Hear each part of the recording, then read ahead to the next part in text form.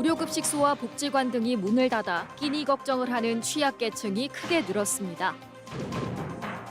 최근 5년 동안 경남 지역의 수능 성적이 내려가 전국 하위 수준이어서 경남교육청의 대입 정책이 변화해야 한다는 주장이 나왔습니다. 경남 지정문화재인 창원 봉화산 봉수대와 내동패총의 시굴 조사가 시작됐습니다. 지역 문제를 주민 스스로 해결하기 위해 출범한 주민자치회의 선도 사업이 마을 꾸미기와 같은 단순 미화 사업에 치중한다는 지적이 나왔습니다. 여러분 안녕하십니까? 뉴스데스크 경남 시작합니다. 코로나19 여파 속에 지난해부터 무료 급식소와 복지관 등이 문을 닫으면서 끼니 걱정을 하는 취약계층이 참 많았습니다. 이달부터 단계적 일상 회복이 시행되고 있는 지금 상황은 달라졌을까요? 서창우 기자가 현장 취재했습니다. 점심시간이면 독거노인 등 취약계층 50명가량이 찾는 의령군 노인복지관. 직원들이 준비한 음식을 차례대로 어르신에게 나눠줍니다. 도시락보다는 훨씬 낫죠. 이런 사람이 앉아서 먹고 그러니까. 서로 얼굴도 날마다 쳐다보고 여러모로 좋습니다. 맛이 있고. 코로나19 여파에 도시락 배달로 대체하다 지난 6월부터 정상 운영에 들어간 겁니다.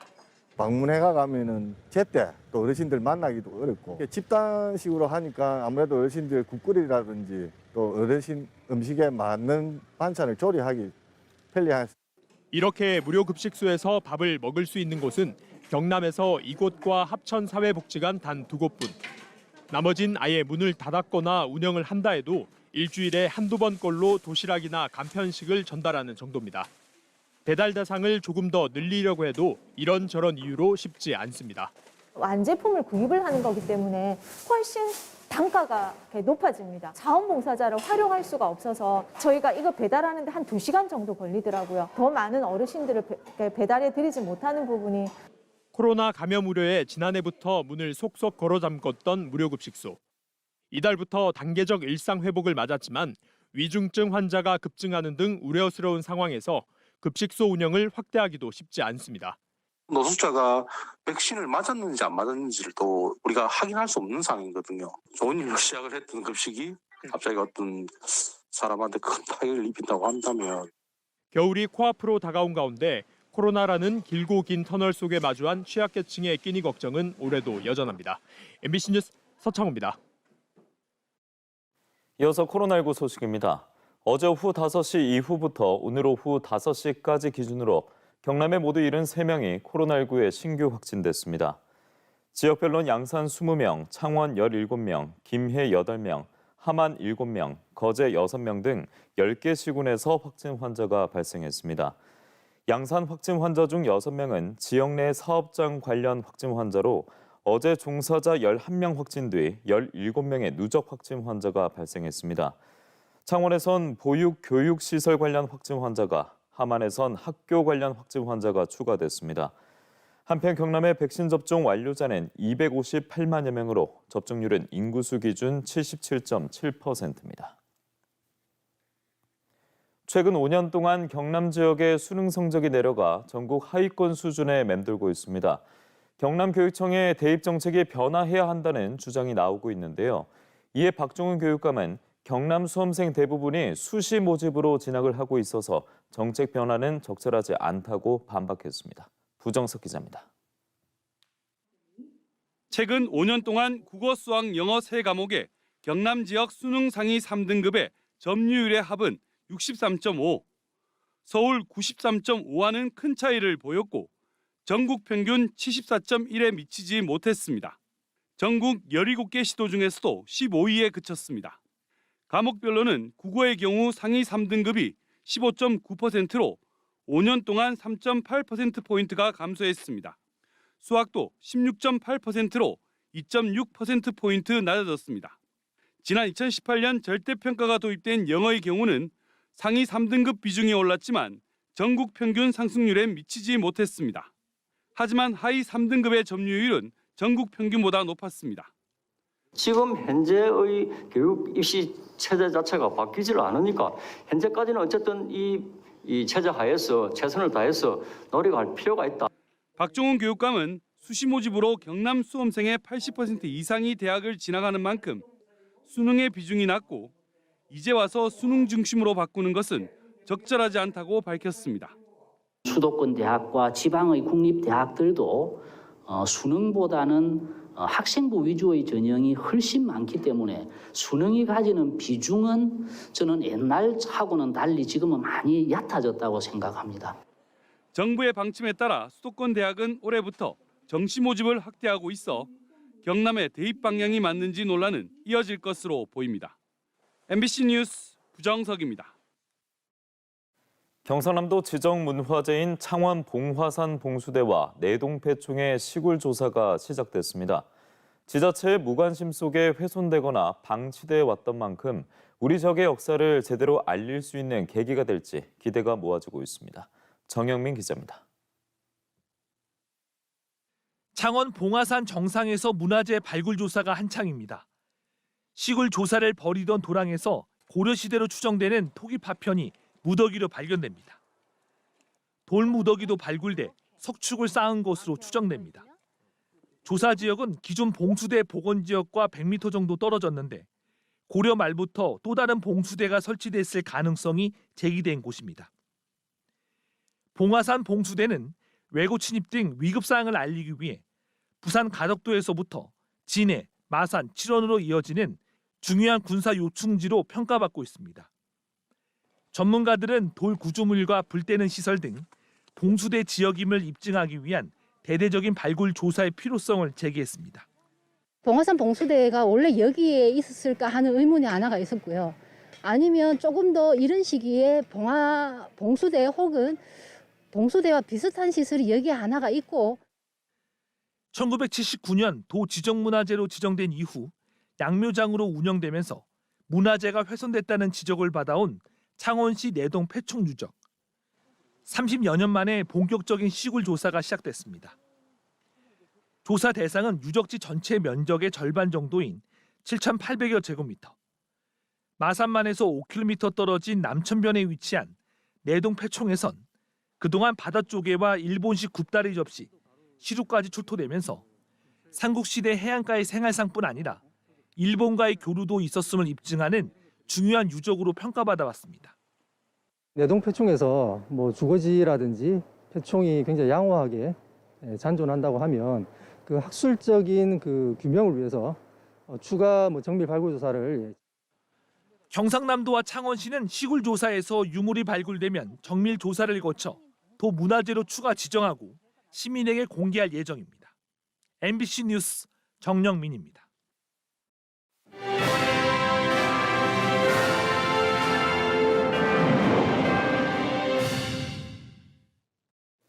풀뿌리 민주주의 실현을 위해서는 주민들이 적극적으로 마을 문제에 관심을 가지고 해결하는 기반을 마련하는 게 필수적입니다. 이를 위해 경남에서도 100여 개의 주민자치회가 출범해 운영 중인데요. 모범적인 곳에서는 성과를 내고 있지만 아직 보완해야 할 점도 많습니다. 연중기획 자치분권 경남의 미래, 신은정 기자입니다. 창원의 한 거리, 주민들이 나서 수국을 심는 작업이 한창입니다. 주민자치회가 계획을 짜고 추진한 사업으로 수국 조성 뒤 마을이 깨끗해지고 주민과 소통할 수 있는 공간으로 바뀌었습니다. 수국 거리를 조성하여 걷고 싶은 명소, 찾아가는 거리, 생각나는 거리, 아름다운 마을로 만들고자 추진하게 되었습니다. 다른 주민자치회에선 주민들이 모여 음악회나 독서회를 개최하거나 양묘장을 조성해 장래 수익 사업으로 활용하는 방안도 추진하고 있습니다. 모두 지난해 경상남도가 선정해 올해 시행된 주민자치회 우수 선도 사업으로 그동안의 성과를 보고하는 자리가 마련됐습니다. 지역의 문제를 행정기관이 아닌 주민 스스로 해결하기 위해 2019년부터 본격적으로 출범하기 시작한 주민자치회. 경남에선 305개 읍면동 가운데 107개가 주민자치위원회에서 주민자치회로 전환해 관련 활동을 펼치고 있습니다. 하지만 아직 시작 단계에 불과한 탓에 원래의 목적을 위한 주민 역량 강화 사업보단 마을 꾸미기 같은 단순 미화 사업에 치중한다는 지적도 나왔습니다. 예산이 중단되어 있을 때도 계속 지속 가능하게 할 수 있는 역량이 있을 때 그때 우리는 주민 주도적이라 그렇게 얘기를 합니다. 너무 눈에 보이는 어떤 시설비. 경상남도는 주민자치회 성과를 공유하기 위해 상위 2곳을 모범 주민자치회로 선정하고 우수 사례집도 발간해 주민자치회의 의미와 성과를 공유해 나갈 계획입니다. MBC 뉴스 신은정입니다. 완산 전시 문중이 사용 허가를 받지 않고 합천군 일회공원에 전두환 씨 분향소를 차려 논란을 빚고 있습니다. 생명의 숲 되찾기 합천군민운동본부는 허가도 없이 공공장소에 전시의 분향소 설치를 강행하는 것은 규정 위반이고 합천의 이미지를 추락시키는 일이라며 합천군이 즉각 철거에 나설 것을 요구했습니다. 내년 6월 1일 실시하는 제8회 지방선거와 관련해 경상남도 시군의원 선거구 획정위원회가 구성돼 본격적인 활동에 들어갔습니다.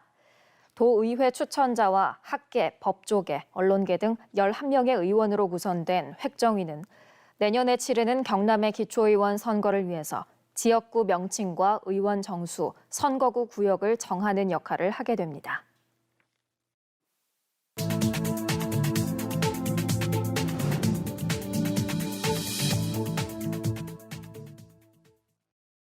다음 소식입니다. 지난 4.7 재선거에서 선거 공보물에 자신이 경상남도 1급 상당의 정무특보를 지냈다는 잘못된 경력을 기재한 혐의로 1심에서 80만 원을 선고받은 오태환 의령군수에 대해 검찰이 항소를 포기했습니다. 의령군에 따르면 검찰과 오군수 모두 항소를 포기하면서 관련 사건이 마무리됨에 따라 벌금 100만 원을 넘지 않은 오군수는 군수직을 유지하게 됐습니다. 중소기업에게 사업 공간을 임대해주는 진주지식산업센터가 오늘 문을 열었습니다. 진주지식산업센터는 지상 6층 규모로 입주기업 전용 공간과 주민 편의시설, 화상회의장 등을 갖추고 있으며 세라믹과 항공신소재, 바이오 등 지역 전략산업 업종의 28개 업체가 입주해 있습니다. 합천댐의 국내 최대 규모의 수상 태양광 발전 설비가 오늘부터 가동을 시작했습니다. 이번 태양광 설비의 개발 용량은 41메가와트로 연간 6만 명이 사용할 수 있는 전력인데 합천 군민 4만 3천여 명이 가정용으로 모두 쓰고도 남는 수준입니다. 또 주민이 발전 수익을 공유하는 주민 참여형 사업으로도 주목받고 있습니다. 어제 오후 5시 20분쯤 김해시 생린면의 한 육포 제조 공장에서 50대 노동자가 끼임 사고로 숨졌습니다. 경찰에 따르면 노동자가 원재료를 섞는 혼합기에서 작업을 하다 혼합기에 빠뜨린 주걱을 줍기 위해서 기계 안으로 팔을 넣었다가 사고를 당한 것으로 보고 정확한 사고 경위를 조사하고 있습니다. 남해 상주 작은 학교 살리기 공공임대주택 준공식이 오늘 임대주택 단지에서 열렸습니다.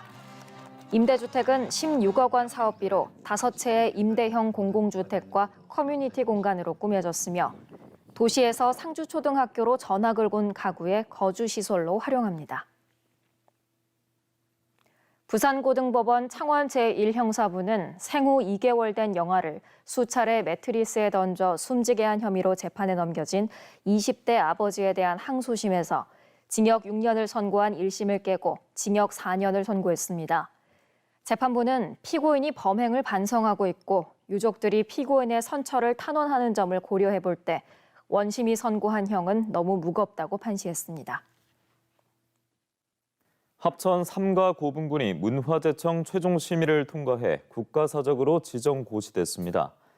삼가 고분군은 1세기부터 7세기까지 남강을 중심으로 성장한 세력의 봉토분 330여 기가 확인됐고 하나의 봉분에 반복적인 매장을 통해 묘역을 확장하는 독특한 방식과 가야와 신라의 다양한 토기 출토로 학술적 가치가 높은 것으로 평가받고 있습니다. 낙동강 경남네트워크는 기자회견을 열고 국회 예산결산특별위원회는 낙동강 취수원 이전 사업비 전액을 삭감하라고 주장했습니다. 이 단체는 국회 환경노동위원회 예산심의 결과 낙동강 취수원 이전 관련 예산 189억 원이 증액됐다며 지역 주민과 낙동강 유역 시민사회가 반대하는 취수원 이전 사업을 중단해야 한다고 촉구했습니다. 의령 부림 일반산업단지 착공식이 오늘 펼쳐졌습니다. 의령군은 오는 2023년까지 35만 제곱미터 규모로 조성되는 불임 일반 산단에 487억 원을 투입해 나노 융합 산업과 신재생 에너지 활용 같은 신성장 산업단지로 조성할 계획입니다. 이 단지가 성공적으로 운영되면 4,200명에 달하는 고용 유발 효과가 있을 것으로 군은 내다보고 있습니다. 한국항공우주산업 카이가 인공지능 빅데이터 전문 업체인 코난 테크놀로지 지분의 10%를 인수하는 계약을 맺었습니다. 이번 지분 투자로 카이는 인공지능과 빅데이터 등 4차 산업 기술을 항공과 방산 분야에 접목해 정비의 효율성을 높일 계획입니다. 국내 최초이자 세계에서 두 번째인 초고압 전력기기 국제공인시험 인증센터가 오늘 한국전기연구원에서 착공했습니다. 초고압 직류 송전은 전력 손실이 적고 장거리와 대용량 송전에 유리해 세계적인 확산 추세에 있는데 이번 인증센터가 완공되면 창원 지역 기업 300개사가 도움을 받고 시험 인증과 연구개발 관련 기업을 유치할 수 있을 것으로 기대됩니다. 수요일 경남 소식이었습니다. 여러분 고맙습니다.